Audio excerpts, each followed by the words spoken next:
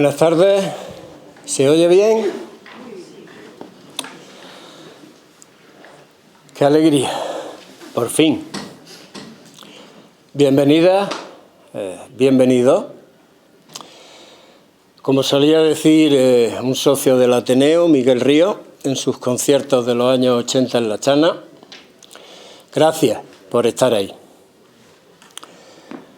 Gracias, en primer lugar, a la Junta Directiva actual del Ateneo de Granada, que me honro en presidir, pero también gracias a las juntas directivas que han precedido a la actual, desde la época de José Carlos Rosales, de José Luis Jiménez, que en paz descanse, de Maribel Lázaro y de Juan Castilla.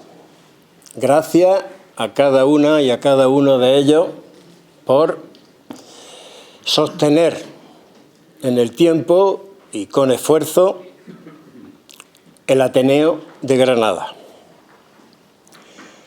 Gracias también a las socias y socios del Ateneo. En este momento andamos en torno a los 175. Y gracias a las amigas y amigos del Ateneo de Granada que nos siguen en redes sociales. Gracias también a las asociaciones hermanas, con las que tenemos muy buena relación, porque si hay algo que sea marca de la casa, es que en el Ateneo somos militantes de las sinergias, que es nuestra manera de estar en una ciudad complicada para las sinergias. Gracias a las entidades que apoyan financieramente al Ateneo, porque hemos podido demostrar en estos años, y lo vamos a seguir haciendo, que lo suyo no es un gasto, es una inversión. Siempre sacamos provecho pensando en el futuro. Y gracias a las instituciones que nos apoyan, y ese ha sido el criterio para pedirle a Pilar Aranda, rectora de la Universidad de Granada, a María de Leiva, concejala de Cultura y Patrimonio del Ayuntamiento de Granada, y a Francisco Cañada, el responsable de literatura de la Fundación Unicaja, que están esta tarde aquí con nosotros y que nos van a decir lo que ellos quieran. Gracias también a la Federación de Ateneos de Andalucía, somos 28. Los Ateneos somos agentes de la sociedad civil en defensa de la cultura, en una democracia crítica, hoy amenazada, en defensa de una igualdad real, hoy puesta en cuestión, y en defensa de unas libertades esclarecidas, siempre a afianzar. Gracias, por supuesto, a la Biblioteca de Andalucía y a la Biblioteca Provincial por prestarnos una vez más su casa, la que ha sido nuestra casa durante muchos años. Gracias a Manuel Berlanga y a Juan Vida y a la Imprenta del Arco por este libro magníficamente editado que hoy presentamos. Y gracias a los autores. Gracias a Antonio Lara, gracias a José Vallejo, gracias a Álvaro Salvador por el trabajazo que se han dado, no sin que haya una persona joven de por medio que hizo el trabajo oscuro y que ahora resplandece. Así es que muchas gracias. Voy a ir dando paso a nuestros invitados de hoy.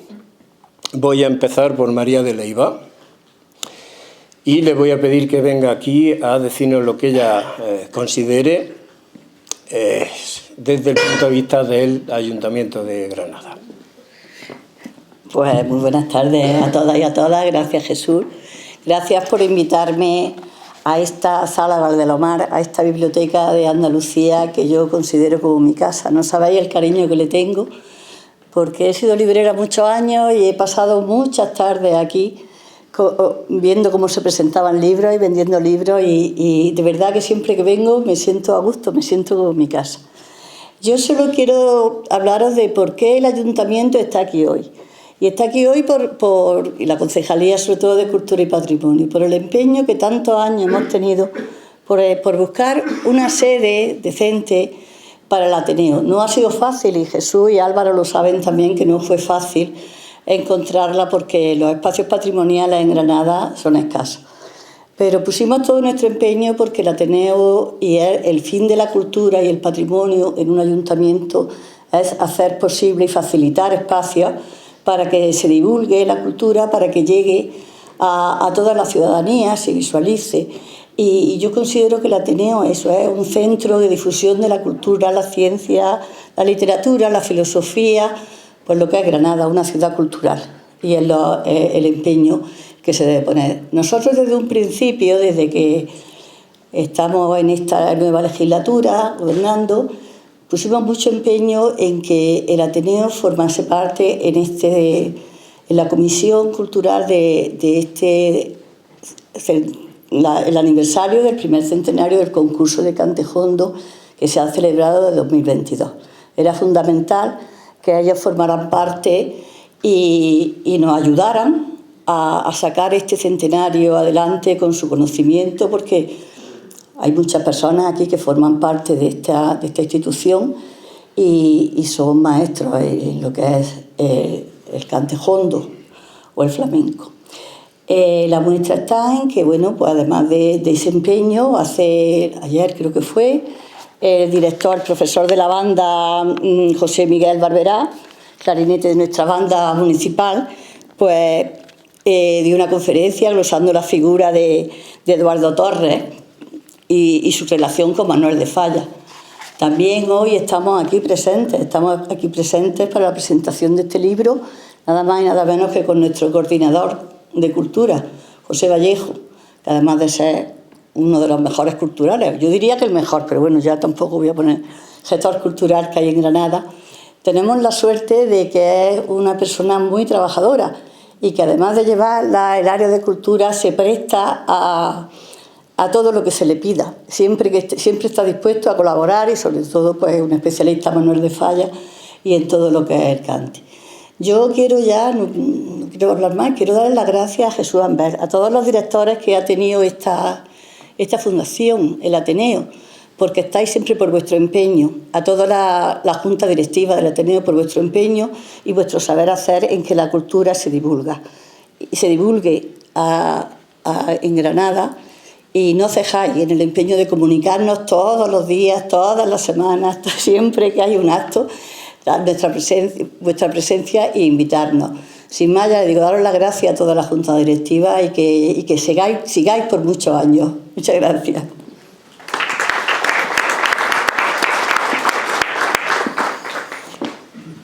Añado, María, con tu permiso, que si queremos que Granada sea la ciudad de la ciencia, el Ateneo ha recibido la invitación de Paco Herrera, el concejal, para formar parte de la Mesa de la Ciencia. Y nos vamos a encargar, una comisión que ya estamos formando dentro del Ateneo, de todas las tareas de divulgación. Es decir, que eso llegue efectivamente a la población. Y creo que efectivamente ahí vamos a tener que hacer cosas porque, Heidegger decía que la ciencia no piensa. Y nosotros que nos formamos con Juan Carlos Rodríguez aprendimos a leer a Heidegger en 3 líneas y sabemos que allí donde la ciencia no piensa tiene que haber pensamiento. Y eso es lo que puede. Herrera iba a venir, pero es que me ha llamado porque estaba indispuesto y no podía, pero si vale.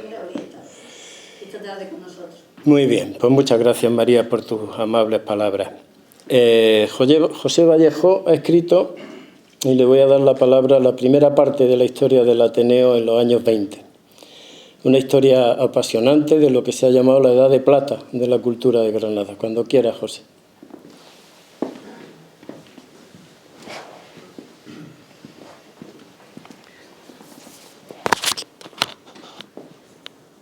Bueno, buenas tardes. Primero contar un poquito cómo llegué yo hasta aquí, porque fue de una forma un poco accidental. En el año 2019 se cumplieron los 25 años de otra asociación muy interesante y muy importante de Granada, que eran los Amigos de la Orquesta Ciudad de Granada.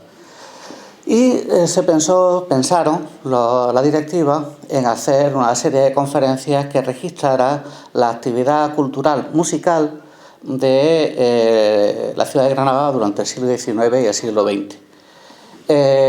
Me preguntaron si yo quería participar. Yo me esperaba sinceramente que me dijeran que hablara sobre la fundación de los Amigos de la Orquesta, porque era uno de los fundadores, pero no, me complicaron la vida y me pidieron que hablara sobre el Ateneo de los años 20, como bien ha dicho Jesús hace un momento. Claro, esto venía de una pasión que había surgido allá por el año 98-99, que fue la preparación de una gran exposición sobre Hermenegildo Lanz, que se realizó en la Casa de los Tiros. Además está por aquí Enrique Moratalla, que fue precisamente la persona que nos dio el espaldarazo con la Casa Museo de los Tiros para poder realizar esa exposición. Ahí, junto con los recientes centenarios de Federico García Lorca, se planteó, porque aparecieron varios documentos que tenían que ver con el Ateneo. Y la primera incógnita era por qué no había prácticamente nada registrado desde el punto de vista histórico sobre la historia del Ateneo y sobre las actividades, cuando, entre otras cosas, pues aparecían hechos tan puntuales como la velada Gallo, la velada Brumario, que tienen que ver con Federico García Lorca, con Hermenegildo Lanz, con Álvarez de Cienfuegos, en fin, con Antonio Gallego Burín. Pero es que además una cosa que estaba prácticamente inédita, que era la llegada a Granada de Maurice Ravel para hacer un concierto en el Teatro Olimpia, y precisamente gracias al Ateneo. Aquello nos dejó a otro compañero, Gonzalo Roldán, y a mí, pues con ese mal sabor de boca de no tener información suficiente sobre una asociación cultural que había tenido ese calibre y que ni siquiera sabíamos cuándo se había fundado, ni siquiera cómo había acabado tampoco. Aquello, cuando me lo proponen, pues suponía un reto, pero lo afronté con muchísimas ganas y me encerré en un trabajo de investigación hemerográfico y de archivo, y conseguimos por lo menos dar ahora la primicia de lo que tiene que ser un trabajo que, como decía en aquella conferencia, es un work in progress. Tiene que ser un trabajo que hay que seguir profundizando en él, pero por lo menos ya tenemos una pauta. Ya sabemos cómo comenzó, cuáles son sus hitos fundamentales, mucho de la gente que participó en él, e incluso se atisba el por qué finalmente desaparece. Por ejemplo, una de las cosas que siempre se había dicho, que el Ateneo se había fundado en 1926 y se funda un año antes, 1925. Pero como toda asociación cultural que se precie, y los ateneístas lo sabéis muy bien, es muy difícil conseguir una sede y es muy difícil el tener la tensión suficiente como para que se produzca el asociacionismo y se produzca que las instituciones tengan en cuenta al asociacionismo privado. Con lo cual, el Ateneo durante un año pues, estuvo dando vueltas. Fue acogido primero por la Real Sociedad Económica Amigos del País, en la calle Duquesa, que ahora es un aulario de la Universidad de Granada. Durante todo ese año, pues, aparte de unas reuniones y de asambleas, poco más pudo realizar. Pero en el 26 ya se formaliza, y además con sede propia. La sede, que es una casa alquilada en la calle Varela, y se empiezan a desarrollar las primeras actividades. Y se desarrolla una de las primerísimas, que podréis ver en el libro, es la conferencia homenaje a Soto de Rojas que va a dar Federico García Lorca, y que es un auténtico canto a la inspiración del artista y la inspiración del poeta. Durante ese año 26 se va a ir constituyendo las diferentes áreas de trabajo: música, ciencias, arte y literatura, etc. Van a participar Manuel de Falla, por ejemplo, en la sección de música. Se va a empezar a definir cómo debe funcionar la sección de música, la compra de revistas, la compra de discos, de gramófonos, se piden presupuestos. Es decir, hay una efervescencia tremenda entre un grupo de gente que ha decidido fundar el Ateneo porque estaban cansados de lo que hasta ese momento era la cultura local. Y hay un personaje muy importante, que es Constantino Ruiz Carnero, que desde su puesto de director del Defensor va a ser el portavoz de todo lo que se genera de actividad cultural en el Ateneo. Es curioso porque eso va a servir para que el resto de periódicos prácticamente lo silencien. Siempre vamos a tener esa cuestión de contraste tan habitual, por desgracia, en Granada y supongo que también en otros sitios. En el año 27 va a ser un año importantísimo, porque a finales del 26 se le pide al Ayuntamiento por parte del Ateneo que se reconozca un homenaje a Manuel de Falla, que se estaba haciendo internacionalmente por su 50 cumpleaños.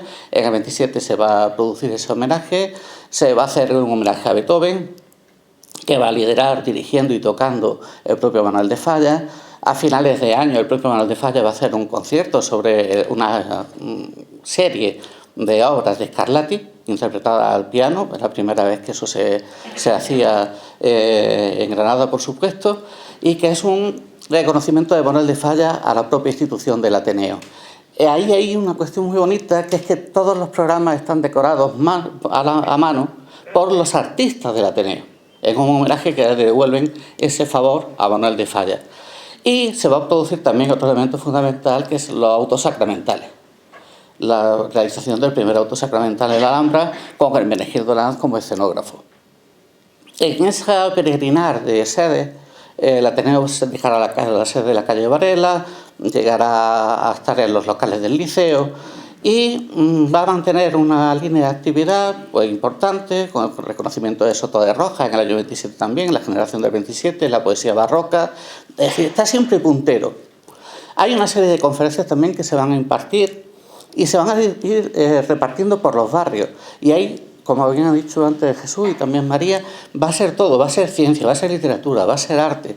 Es decir, su visión fundamental es abierta a la totalidad de lo que es el pensamiento humano. Y, según palabras del propio Palanco, en uno de los artículos que se publican en Ideales, que es referente a uno de sus discursos, un espacio para el debate. Y ese espacio para el debate va a ser precisamente su gran punto positivo y de arraigo en la sociedad y sobre todo en los intelectuales de la época para que puedan arracimarse alrededor de él. Tanto que en el año 29 la dictadura de Primo de Rivera lo clausura. Porque la cuestión política también está presente y en ese instante se ve como una amenaza. Esa amenaza se va a levantar de una manera más o menos rápida, pero el Ateneo ya va a empezar a estar herido de muerte.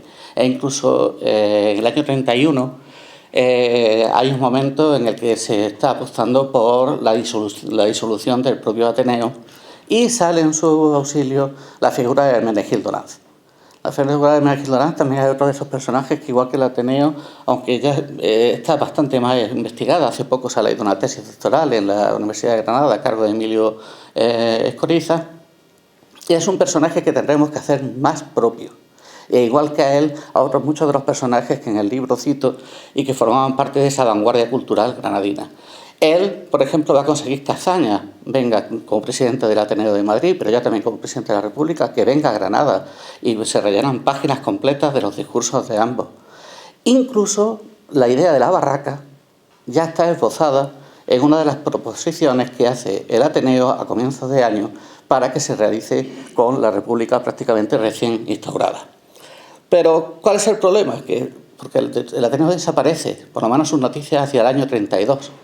Y dices, ¿cómo es posible que después de una clausura por la dictadura de Primo, cuando llega la República, cuando están todos estos actores que tienen mucho que ver con la República, desaparezca paulatinamente el Ateneo?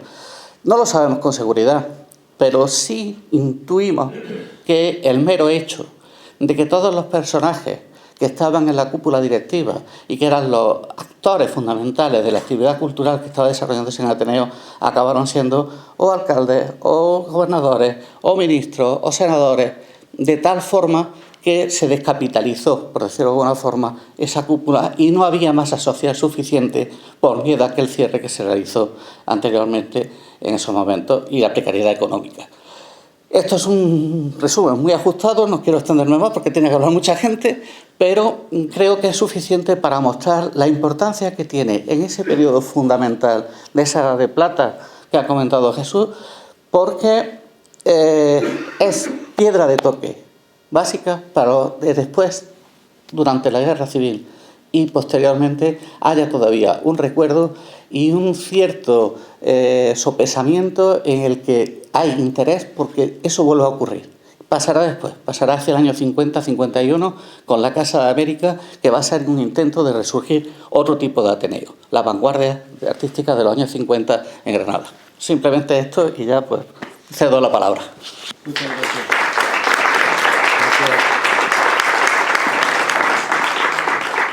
Muchas gracias, José. Siempre se aprende de la memoria, siempre se aprende cuando se tiene en cuenta los antecedentes del Ateneo.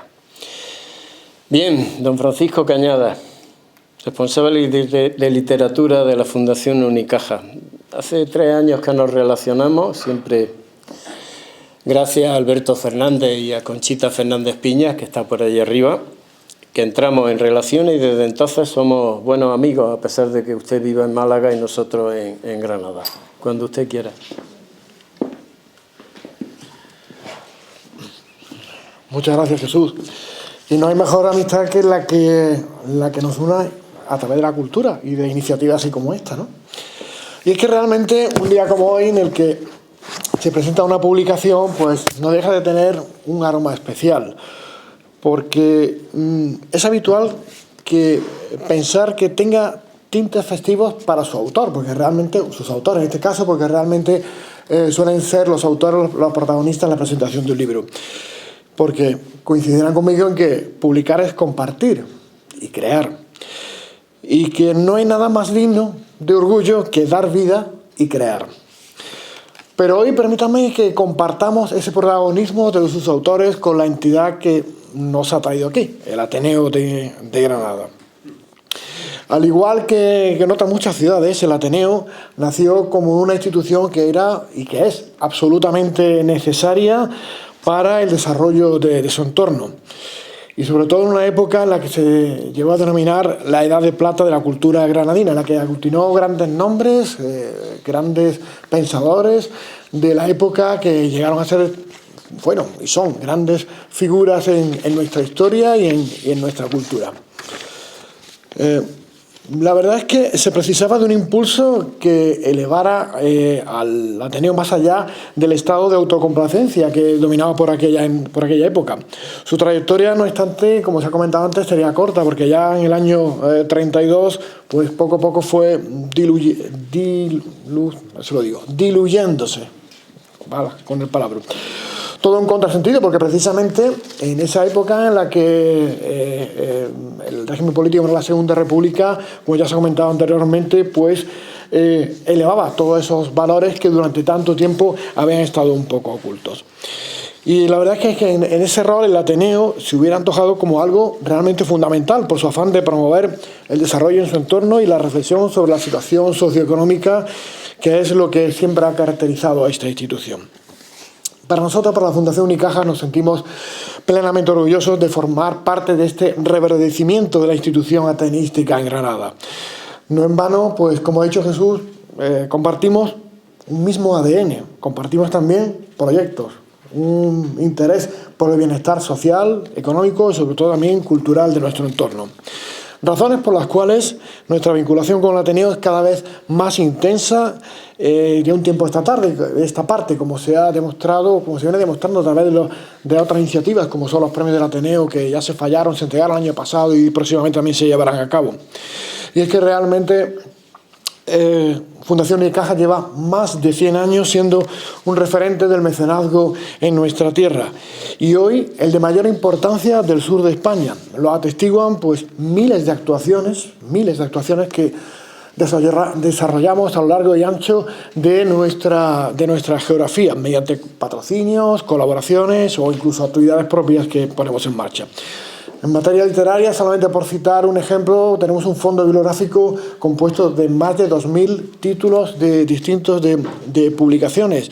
La organización y patrocinio de ferias del libro, ciclos de conferencias, charlas, teatros, talleres, clubes de lectura, etc. Y todo ello con el claro objetivo de divulgar una forma muy peculiar y genuina de sentir y vivir nuestra cultura, con un profundo sentido raizal por nuestra historia, nuestra lengua, y tradiciones que se transfieren de generación en generación sin mayor beneficio que el de ensanchar nuestro amplio inventario de valores comunes. Es que entendemos, yo creo que tanto Ateneo de Granada como Fundación Unicaja, que la base de nuestra cultura descansa sobre un pilar tan básico como son nuestras letras. Y es que escribir no es solo una forma de expresarse, puede ser hasta incluso liberarse. Es todo un arte, elevar las palabras por encima de su frío significado para llevarnos en volandas hasta reflexiones mucho más amplias y profundas, que van más allá de lo evanescente y del día a día, sensaciones que solo están al alcance de quienes nos consideramos amantes de la buena lectura.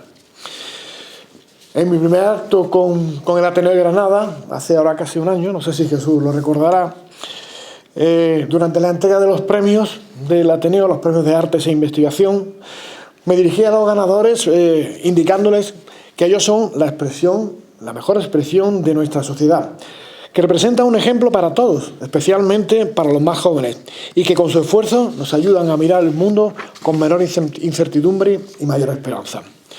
Yo creo que todo esto lo podemos extrapolar a este momento, a esta situación en que se encuentra Ateneo de Granada. Creo que ahora esta pretensión, como digo, puede aplicarse a este renacido Ateneo. Incluso el propio Miguel de Unamuno ya decía que solo el que sabe es libre, y más libre el que más sabe. No proclaméis la libertad de volar, sino dad alas. Muchas gracias.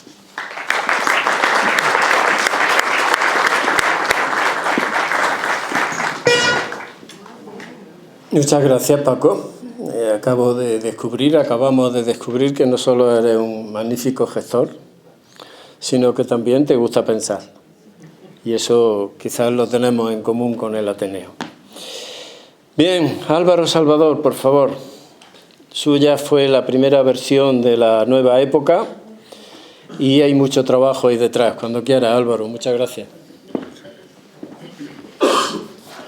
Buenas tardes, muchas gracias por estar aquí acompañándonos.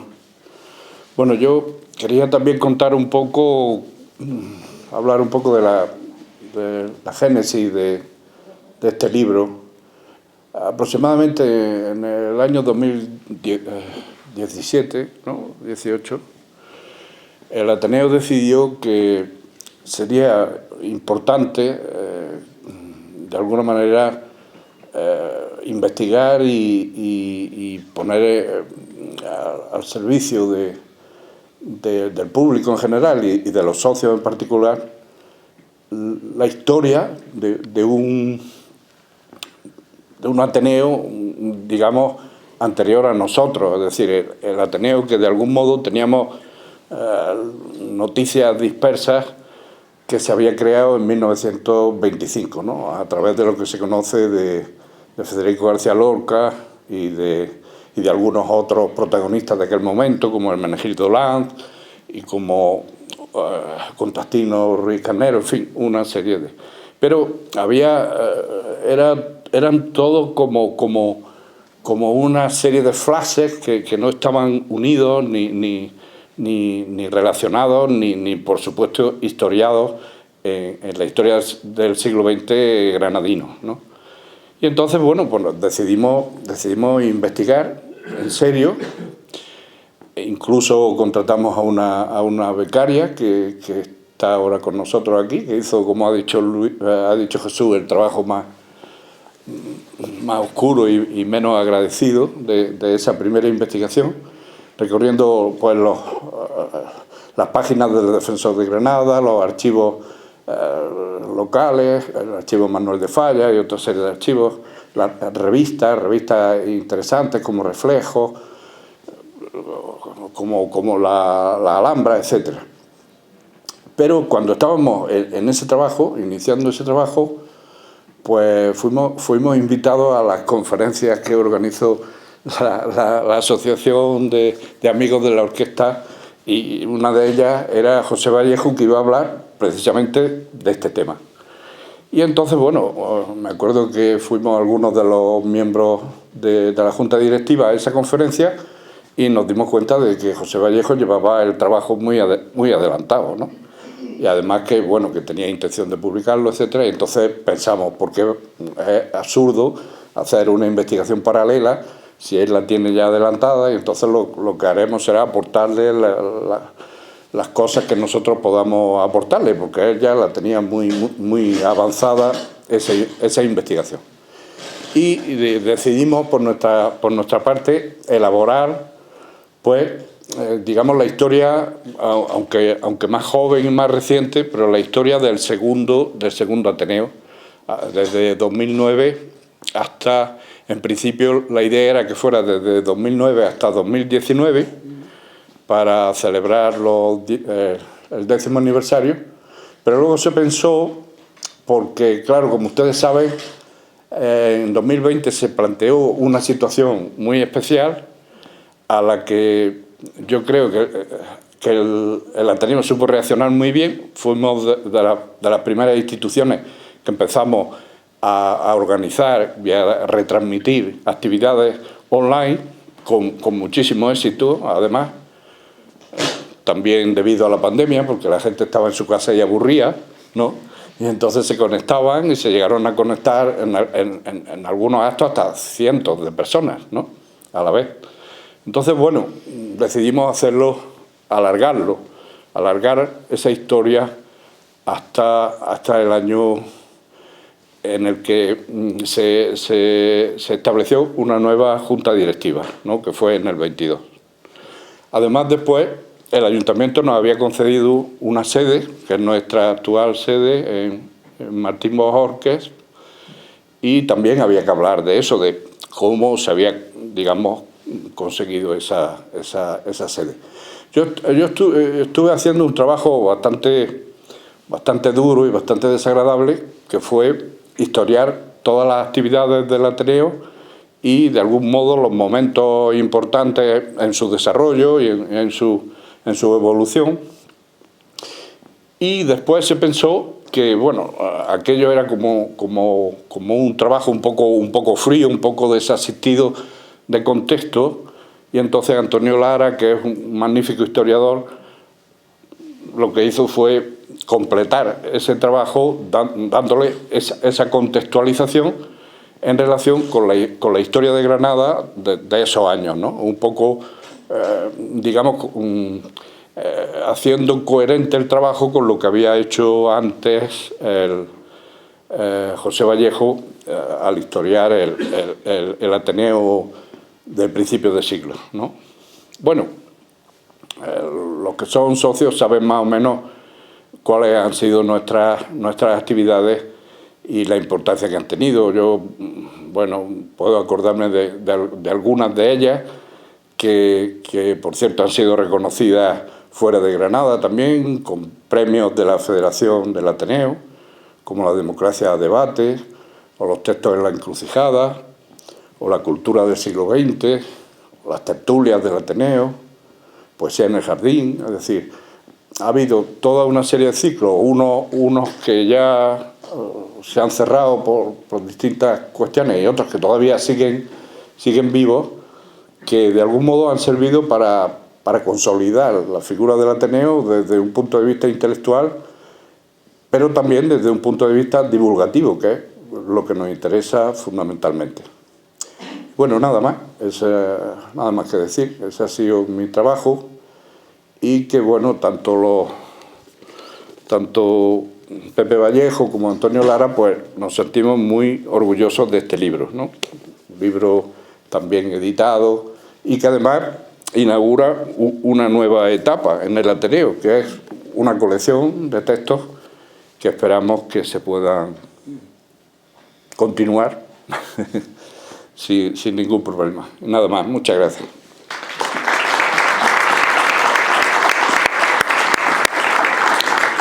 Muchas gracias, Álvaro. Le voy a pasar la palabra, con su permiso, a Pilar Aranda.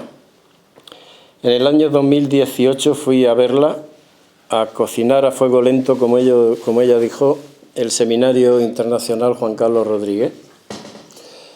Ahora, en el mes de febrero, vamos ya por la 9ª edición. Hemos conseguido efectivamente muchos de los objetivos que entonces nos propusimos, pero además de por ayudarnos con el seminario, queríamos también darle las gracias por estos años de haber sabido poner el conocimiento, la ciencia y el saber universitario al servicio de los ciudadanos, al servicio público, y eso es algo que siempre desde el Ateneo valoramos. Así es que, Pilar, cuando quieras.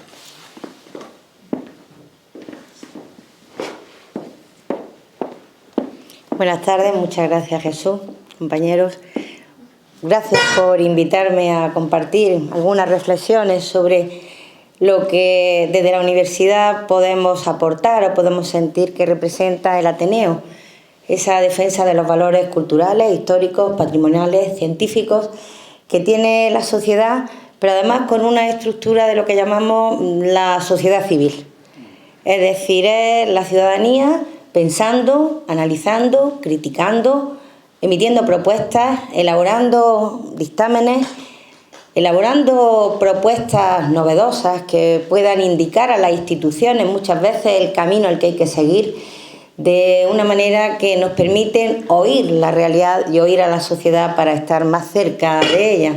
En el caso de la Universidad de Granada, una institución que pronto cumplirá 5 siglos de historia, las relaciones en las distintas épocas que aquí se están poniendo de manifiesto con el Ateneo creo que han sido siempre extraordinarias. No obstante, un porcentaje elevadísimo de profesorado de nuestra universidad forma parte del Ateneo, es miembro de él. Y igualmente en los distintos ciclos que se organizan, pues participan personas que, pues por su propia formación, por esa inclinación a la investigación, a generar un nuevo conocimiento, lo pueden aportar de diversas maneras. Y evidentemente una es a través de las actividades que el Ateneo realiza.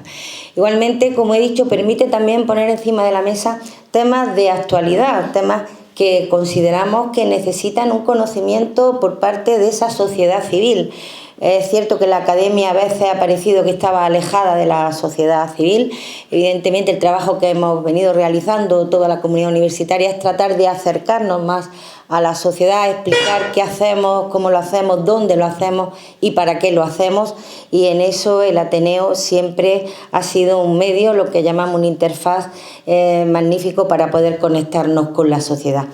Además, enlaza las actividades que se realizan, por las que doy la enhorabuena a todos los equipos directivos que ha tenido el Ateneo, con algo que desde hace un par de años constituye la ciencia abierta, el Open Science, algo que la Comisión Europea y la UNESCO han planteado en el centro de la actividad de generación de conocimiento de la investigación, y es que nuestros resultados de investigación estén abiertos, puedan ser reutilizados por otros investigadores para poder analizar, pues si no hicimos una discusión adecuada de ellos, si no obtuvimos una conclusión. Eso es ciencia abierta, pero sobre todo un tema que creemos que es fundamental, que es la ciencia ciudadana.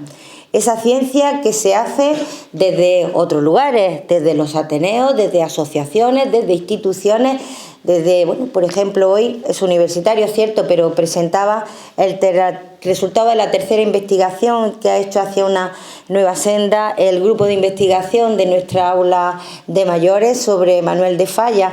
Todo eso forma parte de algo que hoy en día la Comisión no solo pide, sino que exige que las instituciones dedicadas a generar conocimiento tengamos en cuenta. La ciencia ciudadana, cómo se puede desde la propia sociedad generar un conocimiento con todo el rigor, con toda la capacidad de análisis y de crítica que sea necesaria, y para poder dar soluciones a problemas.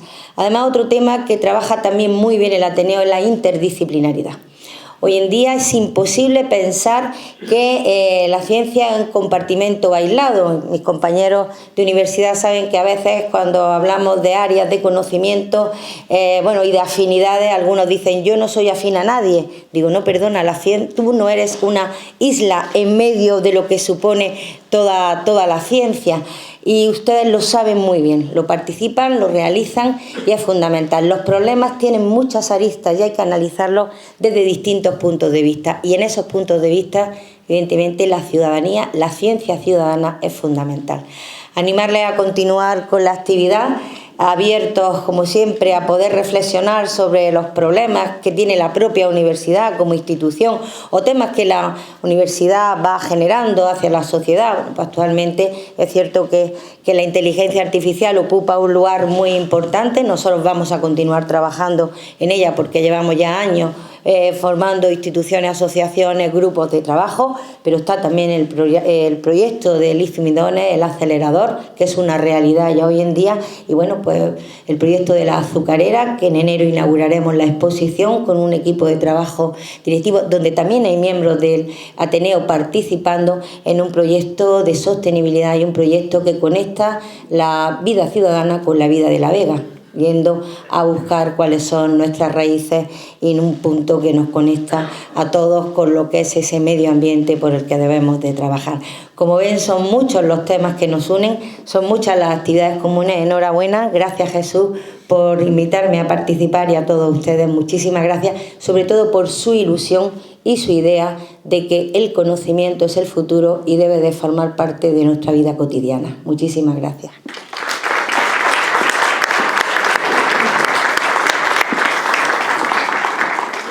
Muchas gracias, Pilar. Efectivamente, el Ateneo estará ahí defendiendo lo defendible, como por ejemplo el Vic del Darro.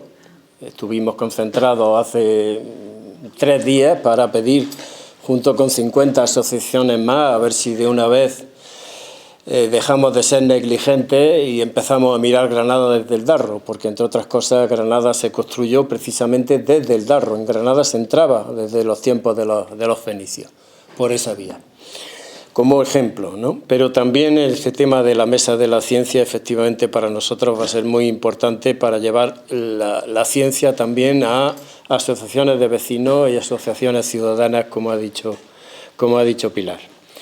Bien, don Antonio Lara, mi amigo de toda la vida, adelante, tiene usted la palabra. Muy bien, buenas tardes, noches, y la verdad que para mí es un orgullo inmenso poder decir que tenemos ya el número 1 de la biblioteca del Ateneo de Granada. Una colección que esperamos, como antes comentaba también Álvaro, que sea larga en el tiempo y que sean muchísimos números más, pero el primero tenía que ser la historia del Ateneo, no podía ser otro.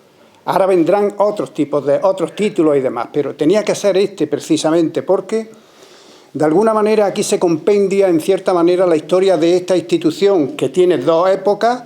Por eso hemos subtitulado el Ateneo de Granada Historia de un proyecto que cabalga entre 2 épocas, intentando darle la continuidad que debería haber tenido en el tiempo y que no tuvo por mor de muchas circunstancias. José Vallejo ha comentado algo al respecto de ese año 1932, donde se empieza a perder un poco la pista del Ateneo, y ese intento de recuperación en los años 50, pero es que han sido muchísimos años, desde el año 32 hasta el año 2009, han sido muchísimos años en una ciudad con una impronta cultural inquieta, donde el conocimiento ha estado ahí presente siempre. Pues no se explica por qué el Ateneo no resurge mucho antes, pero bueno, llegó el momento, llegó 2009, donde un grupo de intelectuales granadinos, de personas vinculadas al mundo de la cultura, pensaron que había que retomar un poco el hilo del Ateneo de esa primera época de la Edad de Plata de la cultura granadina a la que nos hemos referido antes.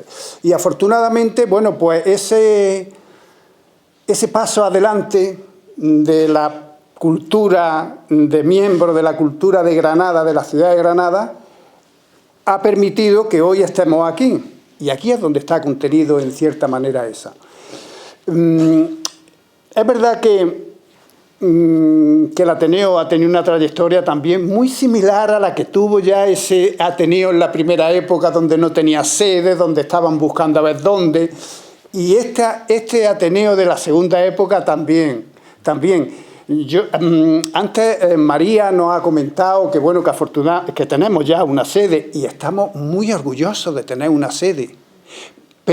La sede para nosotros es nuestra casa, es la casa de los granadinos y de las granadinas, porque en cierta manera nosotros siempre invitamos a que venga y que la gente, la ciudadanía de Granada,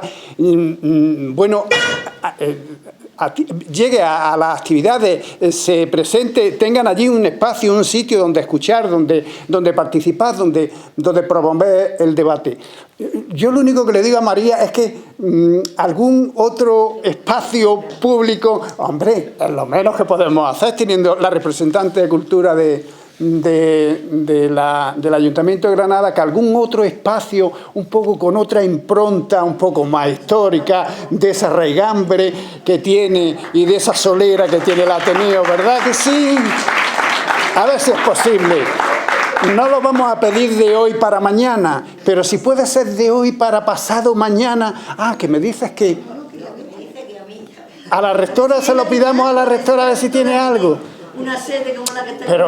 Pero bueno, es que el ayuntamiento tiene un elenco de propiedad. Bueno, bien, simplemente lanzamos en cierta manera ese deseo que no tiene que desmerecer el sitio donde estamos en absoluto, pero bueno, siempre se aspira un poquito más. Bueno, la historia del Ateneo de Granada está aquí. Ya José Vallejo, Álvaro Salvador han comentado un poquito. La historia del Ateneo de Granada es la historia de Granada también. No es la historia solo de una institución, es la historia del Ateneo de Granada.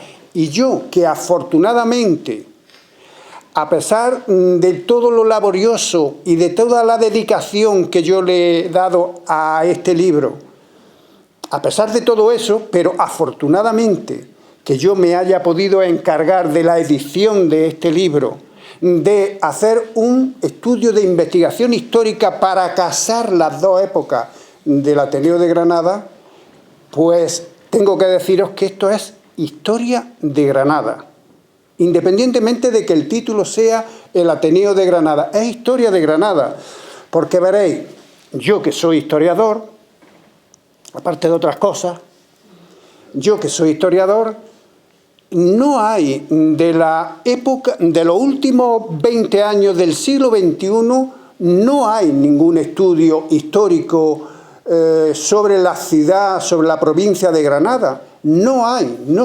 no hay nada. Hombre, hay artículos, hay algo, no, pero no hay una monografía que aborde lo que es la historia de Granada. Os puedo decir que esta posiblemente sea una monografía ya que vincula la historia de Granada y que está contenida aquí en este primer número de la Biblioteca del Ateneo. Así que, afortunadamente, tenemos que tenerlo en cuenta, ¿eh? Ese paso ya lo hemos dado. Ahora vendrán otros historiadores, porque claro, esto se podía haber hecho más amplio. También se podía haber hecho una investigación mucho más profunda.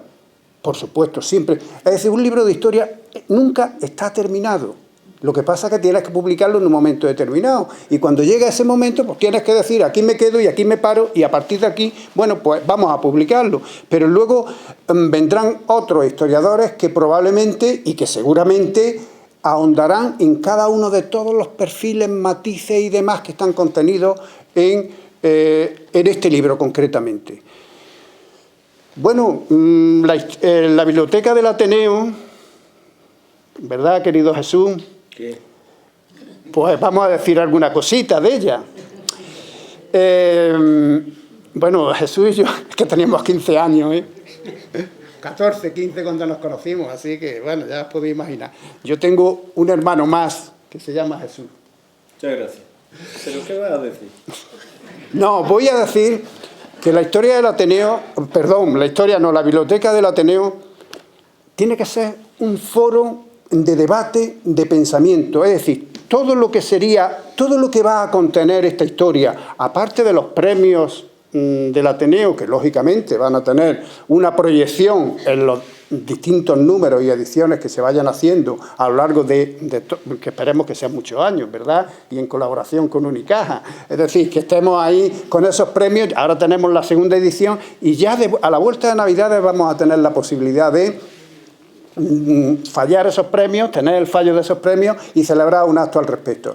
Quiero decir que la historia del Ateneo, la biblioteca del Ateneo va a ser una biblioteca en la que el debate en los temas de carácter de pensamiento, donde todo lo que tenga que ver con aquellos aspectos que interesan a la ciudadanía, que tengan que ver pues con temas de ciencia, con temas de educación, con todo eso van a estar presentes. No queremos un libro de poesía, ni queremos un libro...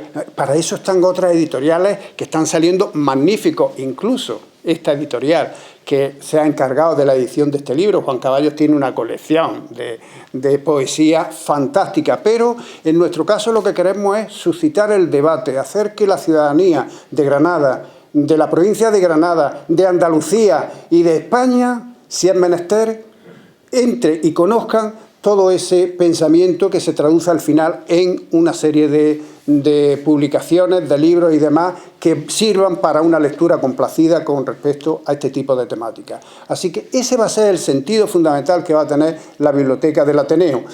Pero el primero tenía que ser un libro de historia, no queremos tampoco que sean libros de historia, pero sí es verdad que hay también en mente, y ya lo podemos decir, recuperar algunos facsímiles que haya por ahí, algunos discursos. Había, José, es verdad que está ahí algunas de las conferencias que pronunció Federico García Lorca, otros miembros del Ateneo de entonces, que podíamos pensar en un posible volumen al respecto. Bueno, pues esa es otra de las cuestiones. Estoy adelantando algunas cosillas para que tengáis en cuenta en qué línea se va a discurrir la biblioteca del Ateneo. Y poco más, ya no quiero añadir nada más, porque si no voy a seguir diciendo, y Jesús me está diciendo que ya vaya parando. Muchísimas gracias por haber venido y acompañarnos en esta tarde, noche, para presentar lo que es para nosotros un orgullo tremendo, que es este número 1, Historia del Ateneo de Granada. Muchísimas gracias.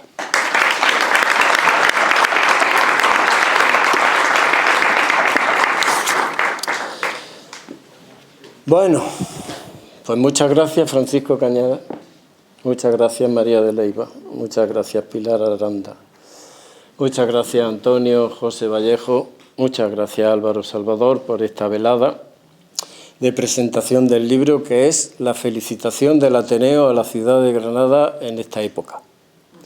La felicitación, felices Pascuas, próspero Año Nuevo, y sepan ustedes que tienen en el Ateneo una asociación que, como dice el folleto que tienen a su disposición, tenemos maneras nuevas de entender la cultura, la democracia, la igualdad y eso tan difícil hoy día que se llama lo común.